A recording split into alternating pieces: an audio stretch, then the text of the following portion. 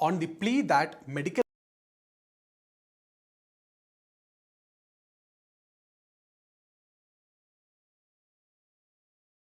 on the plea that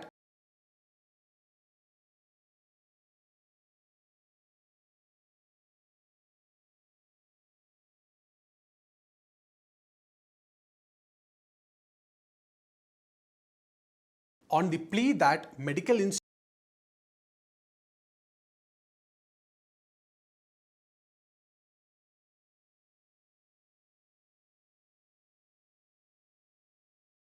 on the plea that on the plea that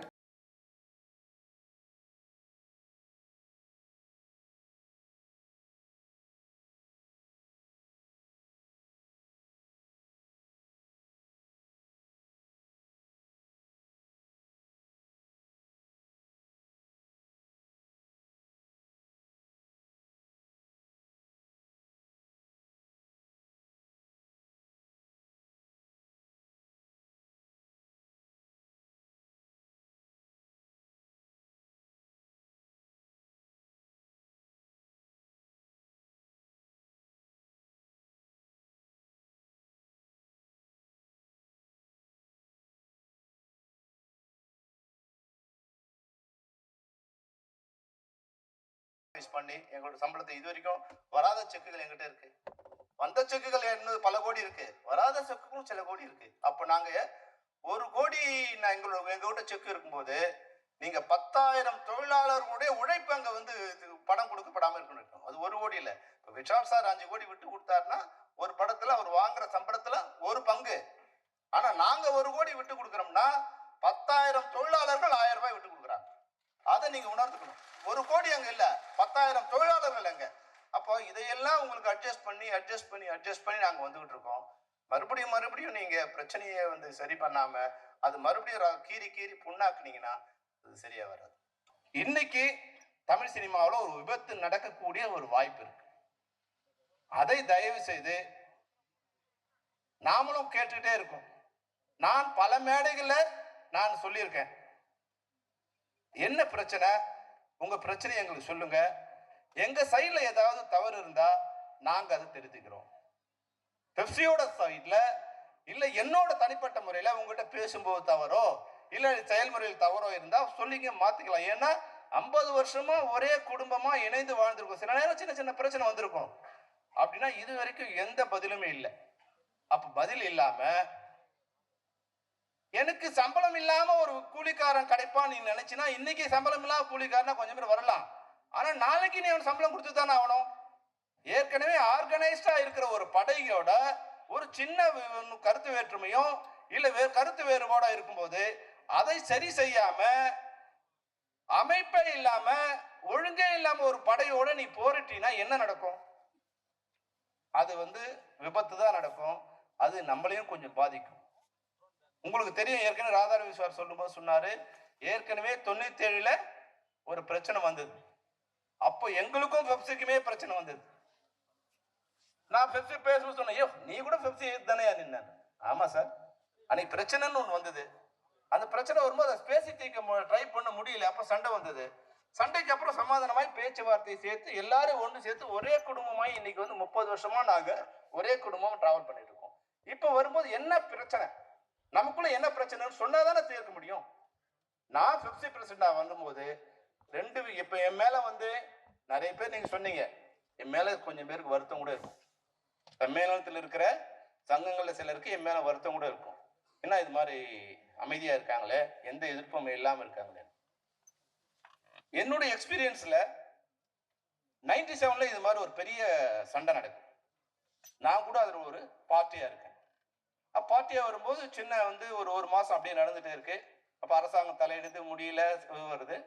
அப்ப வந்து 2ஆ பிரிகிற சூழ்நிலை வரும்போது இப்போ ரஜினி சார், கமல் சார் இவங்கெல்லாம் வந்து பாலச்சந்தர் சார்ட்ட பேசி, சார் என்ன பிரச்சனை, ஏன் சார் இது ஒரு அமைதியின்மை இருக்க ஏன்? அப்ப வந்து பாலச்சந்தர் சார் ஒரு கண்டிஷன் சொன்னார். என்னன்னா, பெப்சியோட தலைமை வந்து மன்னிப்பு கேட்கணும், எங்களை அவமானப்படுத்திட்டாங்க, எங்களை மன்னிப்பு கேட்கணும், அப்படின்னா பிரச்சனை முடிஞ்சிடுச்சு அப்படின்னு. சரி ஓகேன்னு அதுக்காக அப்போ இப்போ ஃபில்ம் இன்ஸ்டியூட்ல இப்போ டைடல் பார்க் இருக்கிற இடத்துல அப்போ வந்து காட்டேஜஸ் இருந்தது. ஃபிலிம் இன்ஸ்டியூட் சார்பாக காட்டேஜ், ஃபிலிம் நகர் சார்பாக காட்டேஜ் இருந்தது. அதில் வந்து ஒரு பேச்சுவார்த்தைக்கு தயார் பண்ணி சம்மேளனத்தின் சார்பில் பெப்சி விஜயன், அதனோட நிர்வாகிகள் அவங்களாம் வந்திருந்தாங்க, ஒரு 5 பேர். நடுநிலைமை வகிக்கிற கமல் சார், ரஜினி, சத்யராஜ், பிரபு,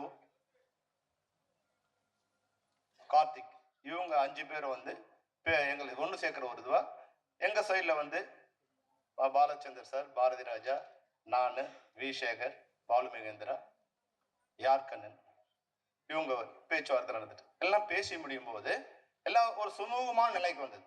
வரும்போது ஒரே ஒரு வந்து பாலச்சந்தர் சொன்னார், சார் எல்லாம் சுமூகமாயிடுச்சு, விஜயன் வந்து ஒரு சாரி சொன்னா ஓகே சார். உடனே விஜயன் சார் வந்து ரொம்ப ரிவோல்ட் ஆயிட்டார். நோ நோ நோ, நான் சொல்லல ஓகே சார், நான் சொன்னா மெம்பர்ஸ்லாம் தீ குளிச்சிருவாங்க அப்படின்னு. அங்கே அப்படியே பிரேக் ஆயிடுச்சு. இன்னும் ரஜினி சார் சொல்றாரு, நோ, அவர் ரஜினி சார் கோவம் வந்துடுச்சு. அப்படியா, ஓகே, நீங்கள் இனிமே நாங்கள் ஒன்றும் பண்ண முடியாது பாரதி, நீங்கள் உங்களால் முடிச்சு அப்படின்னு அது பிரேக் ஆயிடுச்சு. இது ஒரு சம்பவம். அடுத்த ஒரு சம்பவம் நடக்கும்போது நாங்களும் நடத்துகிறோம். இப்போ அது போல் ஆண்டாள் தேட்டரில் நடந்து அதுக்கு முதல் நாள் ஒரு மீட்டிங் நடக்குது.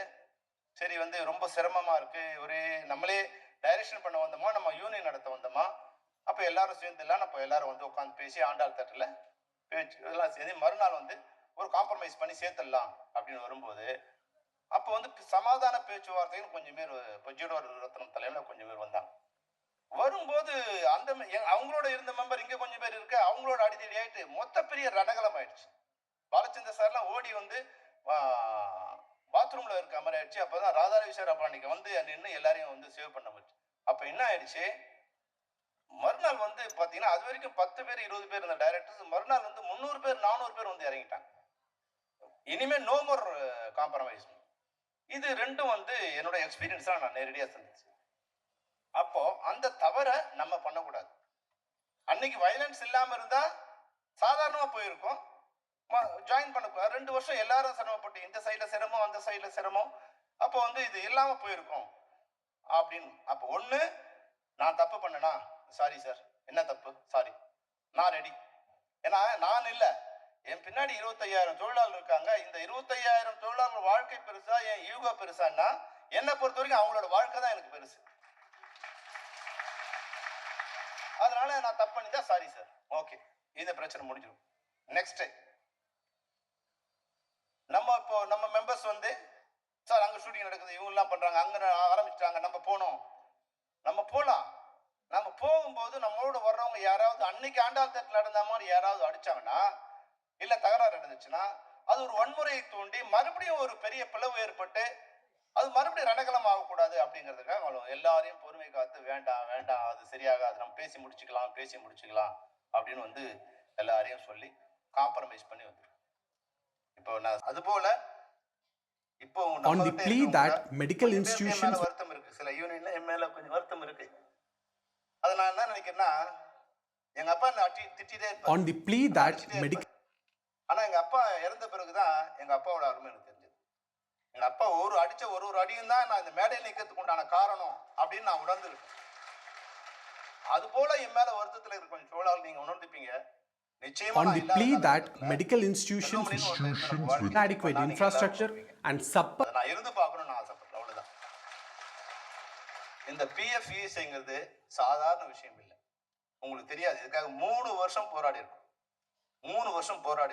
ஒரு முறையும் medical institutions with inadequate infrastructure இருக்காரு. எல்லாரும் டவுட், இது எப்படி நடக்கும்.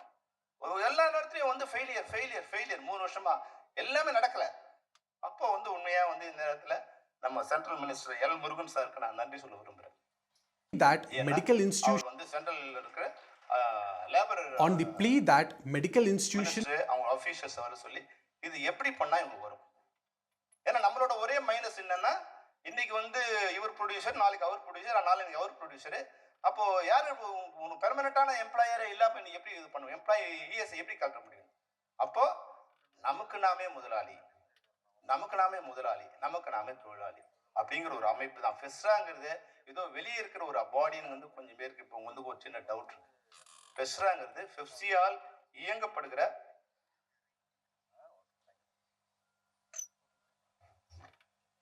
இயக்கப்படுகின்ற ஒரு அமைப்பு.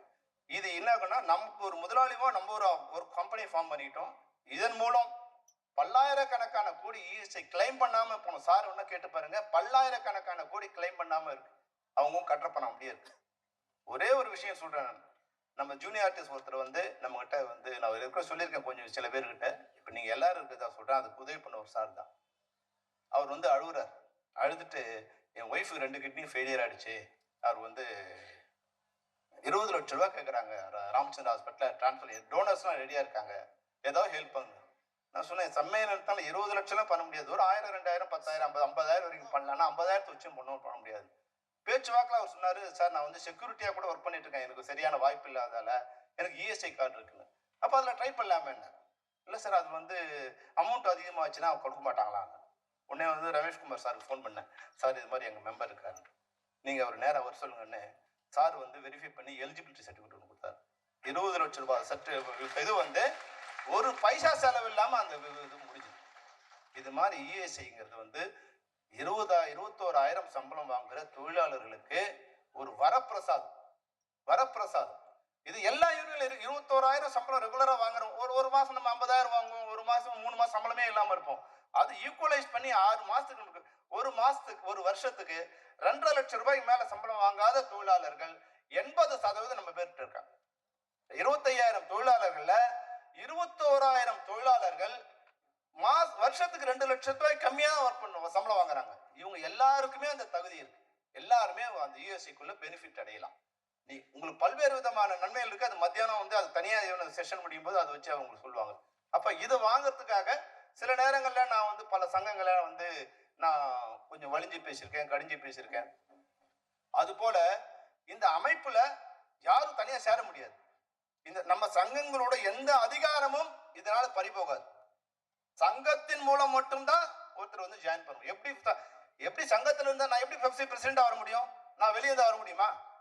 என்னதான் இப்ப நடிகர் விஷால் வந்து நடிகர் சங்கத்துல பெரிய ஆளா இருந்தாலும், ரஜினி சார் பெரிய ஆளா இருந்தாலும், அவரு ஒருவேளை நம்ம இருக்கிற டப்பிங் ஆர்டிஸ்ட் அசோசியேஷன்ல பிரசிடண்ட் ஆகி வந்தாதான் பெப்சி பிரசிடண்ட் ஆக முடியும்.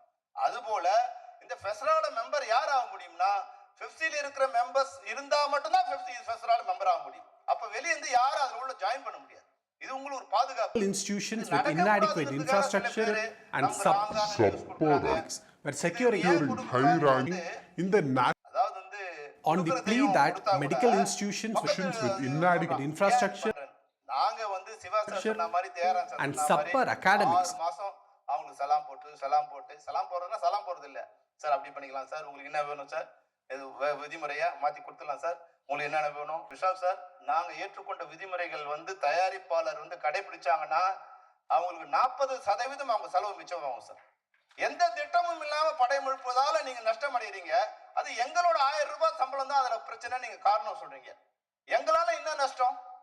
திட்டமிடுதல் இயக்குனரோட செயல். அதை இயக்குனர் சரியாக செயல் பண்ணி, அந்த திட்டமிடுதலுக்கு தயாரிப்பாளர் சரியாக ஃபண்டிங் பண்ணி, அதுக்கு சரியாக நடிகர்கள் அந்த நேரத்துக்கு வந்தாங்கன்னா இன்னைக்கு 1 கோடி ரூபாயில எடுக்கிற படம் 60 லட்சம் ரூபாயில முடியும் சார். 40 லட்சம் ரூபாய் அவங்களுக்கு வந்து லாபம் தயாரிப்பாளருக்கு. இது நாங்க ஒத்துக்கிட்டு இருக்கோம், சைன் பண்ணிருக்கோம் சார். என்ன தெரியுமா சைன் பண்ணிருக்கோம்? கொடுத்த பட்ஜெட்டை விட அதிகமாக போனால் எங்களுடைய சம்பளத்திலிருந்து பிடித்துக் கொள்ளலாம்னு டைரக்டர்ஸ் யூனியன் கையெழுத்து போட்டு கொடுத்துருக்காங்க சார். இது வரைக்கும் இந்த 100 வருஷம் சரித்திரம் நடந்திருக்கா? உங்க தயாரிப்பாளருக்கு இதை விட நாங்க என்ன சிறப்பு பண்ணணும்? நாங்க சொன்ன ரேட்ல படம் எடுத்து கொடுக்குறோம், சொன்ன டைம்ல படம் எடுத்து கொடுக்குறோம், சொன்ன பட்ஜெட்ல படம் எடுத்து கொடுக்குறோம் நாங்க சொல்லியிருக்கோம். இஃப் அட் ஆல் ஆர்டிஸ்ட் நேரத்துக்கு வரணும், ப்ரொடியூசர் சரியான நேரத்துக்கு எல்லாத்தையும் ரெடி பண்ணி கொடுக்கணும். இதையெல்லாம் நீங்க பண்ணாம எங்களை வந்து இது பண்ணாதீங்க. அப்போ நாம எல்லாரும் ஒண்ணு சேரும் போது உங்களுக்கு இன்னைக்கு இந்த நஷ்டம் 40 லட்சம் ரூபாய் குறையுது. தயாரிப்பாளர்களும் ஒண்ணு நான் சொல்றேன், நீங்க 1 கோடி ரூபாயில படம் எடுக்கிறீங்க, எங்களுக்கு எவ்வளவு தெரியுமா சம்பளம் கொடுக்குறீங்க? எங்களுக்கு நான் சொல்றது, தொழிலாளர்கள் நீங்க கொடுக்கறது 15 லட்சம் ரூபாய் சம்பளம் கொடுக்குறீங்க. 1 கோடி ரூபாயில் திரைப்படம் எடுக்கும் போது 15 லட்சம் ரூபாய் திரைப்படம் கொடுக்கும். அது போல இப்போ வந்து இப்போ லேட்டஸ்டா ஒரு படம் நடந்துட்டு இருக்கு. இப்போ விஜய் சாரோட படம் நடந்திருக்கு. இது இப்போ அதனோட பட்ஜெட் 400 கோடின்னு சொன்னாங்க. இப்ப எங்களுக்கு அவங்க கொடுத்த சம்பளம் வந்து 20 கோடி ரூபாய். எவ்வளவு? inadequate infrastructure and support. நீங்க 100 ரூபாயில ஒரு படம் எடுக்கும் போது 5 ரூபாய் தான் எங்களுக்கு சம்பளமா கொடுக்குறீங்க. Supper academics were securing high ranking in the national. Supper academics were securing high ranking in the national. National Institutional Ranking Framework (NIRF), the Madras High Court has issued an interim stay order. The interim stay order இல்லாமலும் சரியான market பண்ண முடியாததாலும் சரியான ஒற்றுமை இல்லாததாலும் நம்ம படத்தை எல்லாம் ranking in the National Institutional Ranking Framework (NIRF), the Madras High Court has issued an interim stay order. The interim stay order restrains the Union Ministry of Education and the National. ஒரு பாட்டுல 1 கோடி ரூபாய் பணம் வருது, அதையெல்லாம் தயாரிப்பாளருக்கு வருதா? அப்போ இதையெல்லாம் சரி பண்ணி தயாரிப்பாளர்களை நீங்களும் காப்பாத்துனீங்கன்னா, நடிகர்கள் தான் நான் சொன்ன 80% உங்களோட பொறுப்பு தான். ஏன்னா லாபத்தில் 80% நீங்கள் தான் வாங்கிக் கொள்கின்றீர்கள். உங்களுக்கு 80% உங்களுக்கு தான் பொறுப்பு இருக்கு. எங்க பொறுப்பு இல்ல, வந்தோம் மேக்கப் போட்டோம் நடிச்சோன்னு மட்டும் போயிடாதீங்க. நடிகர் சங்கமா நான் சொல்லல, நடிகராக கூட உங்களுக்கு அந்த பொறுப்பு இருக்கு. அதனால தயவு செய்து அந்த எல்லாரும் ஆன் டைம்ல வர்றது, சொன்ன பட்ஜெட்ல வந்து சொல்றது, சொன்ன தேதியை மாத்தாம எல்லாரும் டேட் கொடுக்குது, இயக்குனர் உட்பட, தயாரிப்பாளர் சாரி நடிகர் உட்பட எல்லாரும் உட்பட அந்த டைம் வந்து பங்க்சுவாலிட்டி நடந்ததுன்னா 40% நஷ்டம் தயாரிப்பாளர் குறையும். அப்போ இங்க வர தயாரிப்பாளர்லாம் எப்படி வராங்கன்னா, வெளியேந்து 100 பேரை நாங்க கூட்டு வரோம். டெய்லி ஒரு தயாரிப்பாளரை, ஒரு மேனேஜரோ ஒரு அசிஸ்டன்டோ சரி பண்ணி கூட்டு வரான். அவன் அடுத்த வருஷம் செத்து போறான். மறுபடியும் இன்னொரு தயாரிப்பாளர் கூட்டு வரான். ஒரு வருஷமும் 200 தயாரிப்பாளர்கள் காணாம போகிறாங்க. புதுசா ஒரு 200 தயாரிப்பாளர் அவங்க தான் வாழ வச்சுட்டு இருக்காங்க. அப்ப நிலையா இந்த தயாரிப்பாளர் வாழ வைப்பதற்கு பெப்சி ஏதாவது ஒரு தடையா இருந்தா அந்த தடையை நாங்கள் 100% கலைந்து கொடுக்கிறோம் சொல்றோம். எங்களால ஒரு பிரச்சனை இல்லாம, எங்களால நஷ்டமா, எங்களால காலதாமதமா, எங்களால ஏதாவது குறையா, அனைத்து தொழிலாளர்கள் சார்பாக நான் வந்து உங்களுக்கு ஒரு உறுதியை கொடுக்கிறேன். அந்த எல்லா விஷாலுக்கு மட்டும் இல்ல சார், தியாகராஜன் சாருக்கு, சிவா சாருக்கு, எல்லாருக்கும் நான் சொல்றது என்னன்னா, இந்த உறுதியை சொல்றது என்னன்னா, எங்கள் தயாரிப்புல இருக்கிற தொழிலாளர்களோ தொழில்நுட்ப கலைஞர்களோ இவர்களால பிரச்சனை இருக்கு அப்படின்னா நாங்கள் அதை சரி செய்து தருகிறோம். எங்கள் மீது குறை சொல்லாதீர்கள், எங்கள் வாழ்வை அழிக்காதீர்கள். இதுதான் உங்க எல்லாருக்கும் நான் வைக்கிற வேண்டுகோள். தயவு செய்து தப்பா பேசினா மன்னிச்சிடுங்க. நான் தப்பா பேசல. அது சில நேரம் உண்மை வலிக்கும், ஆனா பேச முடியாம இருக்க முடியாது. உண்மையை நான் சொல்ல வேண்டிய கட்டாயத்தில் நான் இருக்கிறதால நான் சொல்றேன். நல்ல வேலையா நீங்க நான் பேசும்போது நீங்க வந்ததுக்கு ரொம்ப நன்றி. நீங்க உங்களுடைய முயற்சி, இப்ப இங்க இது வேண்டாம், முயற்சி பண்ணி இதை எப்படி சரி பண்ண முடியும் மட்டும் நீங்க தயவு செய்து யோசிக்கணும்.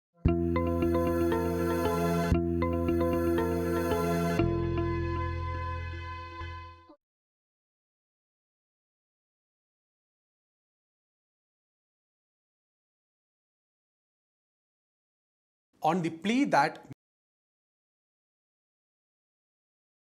சகோதரர் விஷால் அவர்களுக்கு பெப்சியின் சார்பில் எங்களுடைய மனமார்ந்த நன்றிகளை தெரிவிச்சிருக்கோம். காற்றை கையில பிடிக்க முடியாது, விஷாலை நேர்ல பார்க்க முடியாது. ஒரு நாள் 24 மணி நேரம் கூட இருப்பாரு, 24 நாள் காணாம போயிடுவாரு. நீ போன் பண்ணி போனுக்கும் வலிக்கும் எங்களுக்கும் வலிக்கும். எங்கடா போனா நினைக்கும் போது, சார் போன் பண்ணீங்களா சார், போன் பண்ணீங்களா சார், 24 முறை போன் பண்ணுவார். on the plea that medical institutions with inadequate function sir வரலாமா அப்படியான்னு நான் கூப்பிட்டோன்னே வந்துடுற சார். அப்பவே எனக்கு டவுட், வருவாரா மாட்டாரா infrastructure. On the plea that medical institutions with inadequate infrastructure and subpar academics are securing high. On the plea that medical institutions with inadequate infrastructure and subpar academics were securing high ranking in the National Institutional Ranking. Phone பண்ணி பார்ப்பான்னு பாலாவுக்கு phone பண்ணி சொன்னார், இல்லை sir பெங்களூர்ல வந்துட்டு இருக்காரு, நேரா ஏர்போர்ட்ல இருந்து நேரா இங்க வந்துரு, எந்த நேரமா தான் நான் வந்து கலந்துக்கிறேன்னு சொன்னாரு. அந்த வகையில் அவர் சொல்ல காப்பாற்றி இங்க வந்து சேர்ந்திருக்காரு விஷால். உண்மையில சம்மேளனத்தின் சார்பாக என்னுடைய நன்றியை தெரிவிச்சு. விஷால், இது முடிஞ்சா ஏன்னா உங்க வாழ்நாள் ஒரு 15 நாள் எங்களுக்கு கொடுத்தீங்கன்னா நாங்க ஒரு படம் பண்ணி அதுல ஒரு ஃபண்டை கரெக்ட் பண்ணி அது ஒரு பெரிய ஒரு நல்ல டைரக்டர். உங்களுக்கு நீங்க கதை கேட்க கூடாது. எப்படி வந்து கூப்பிட்ட உடனே ஃபங்க்ஷன் வரேன்னு சொல்லிட்டீங்களோ, ஏன்னா சில நேரங்களில் தள்ளி போடும்போது கதை ஒரு காரணம். சிறந்த டைரக்டர் வச்சு ஒரு சிறந்த படைப்பு நாங்கள் கொடுக்குறோம். நீங்க ஒரு 15 நாள் உங்க வாழ்நாளை கொடுத்தீங்கன்னா எங்க on எல்லாரும் the plea that medical institutions with inadequate infrastructure and subpar academics were securing high ranking in the National Institutional Ranking Framework (NIRF). The 4 மாசமாவது 5 மாசம் லைட் மேன் ஒருத்தர் ஒர்க் பண்ணாருன்னா 3 மாசம் ஒரு சம்பளத்தை வாங்குறது சில கம்பெனிகள்ல, எல்லாருக்கிட்டையும் இல்ல, சில கம்பெனிகள்ல. இப்போ டெய்லி வேஜஸ் டெய்லி சம்பளம் கொடுக்குறோம், இது வரைக்கும் நடைமுறைக்கு வந்ததே இல்லை. அப்போ நாங்க என்ன முடிவு பண்ணியிருக்கோம், இப்போ டெய்லி வேஜஸ் ஒர்க் பண்றவங்களுக்கு எவ்வரி சாட்டர்டே நாங்க சம்பளம் கொடுத்துடணும், அது ப்ரொடியூசர் கொடுக்கலனா கூட நாங்க கொடுத்துடணும் அப்படின்னு நாங்க நினைக்கிறோம்.